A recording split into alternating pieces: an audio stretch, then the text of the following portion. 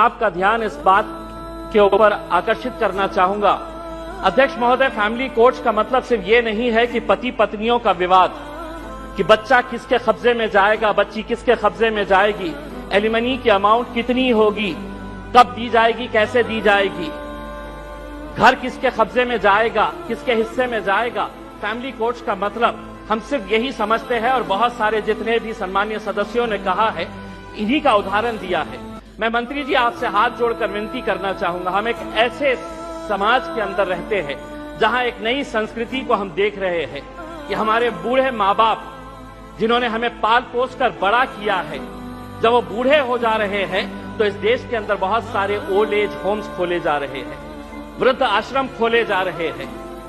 क्या इनके लिए कोई कानून है कि जिन माँ बाप ने अपने बच्चों को पाल पोस कर बड़ा किया है, जब वो बूढ़े हो गए, बच्चे की शादी हो गई तो बहू को माँ बाप पसंद नहीं आ रहे, अपने सास ससुर पसंद नहीं आ रहे, बेटा अपने माँ बाप को बोझ समझ रहा है, और एक दिन दोनों बेटा बहू अपने बूढ़े माँ बाप को उठाते हैं, ले जाते हैं, और जिस तरह घर का कचरा उठाकर हम बाहर फेंक देते हैं, तो हम उन्हें ओल्ड एज होम में ले जाकर छोड़ दे रहे हैं।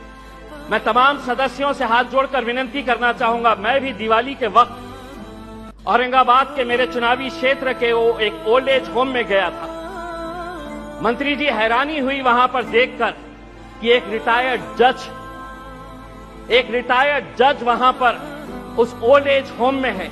मुझे यकीन नहीं हुआ जब मैंने उसका नाम सुना कि उसके बेटे, इतना बड़ा घर है, ऐसा नहीं है कि बहुत गरीब है कि आप माँ बाप को पाल नहीं सकते हैं, लेकिन एक रिटायर्ड जज भी उस ओल्ड एज होम में जब हमने देखे तो तब समझ में आया कि ये समाज कहां जा रहा है करके। तो ऐसे लोगों के लिए क्या कानून होना चाहिए फैमिली कोर्ट के जरिए? पति पत्नियों का विवाद तो जो है ये जिंदगी भर चलता रहेगा, इन्हें भी इंसाफ मिलना चाहिए, लेकिन वो बूढ़े माँ बाप कहां जाएंगे?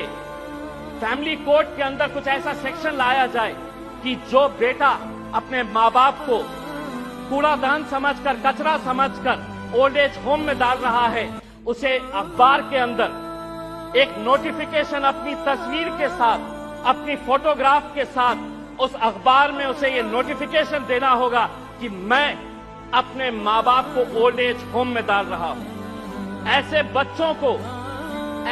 बच्चों को समाज के सामने हमें खड़ा करने की जरूरत है। लाइए कानून, वरना वो बूढ़े माँ बाप जो रोकने के अलावा कुछ नहीं कर सकते हैं, क्योंकि कोई कानून नहीं है। उनका कसूर सिर्फ इतना है कि उन्होंने अपने बच्चों को पाला पोसा बड़ा किया। पूना में किसी ओल्ड एज होम के अंदर जाइए, ज्यादातर वो परिवार के बूढ़े माँ बाप मिलेंगे कि जिनके बच्चे इंजीनियर हो गए।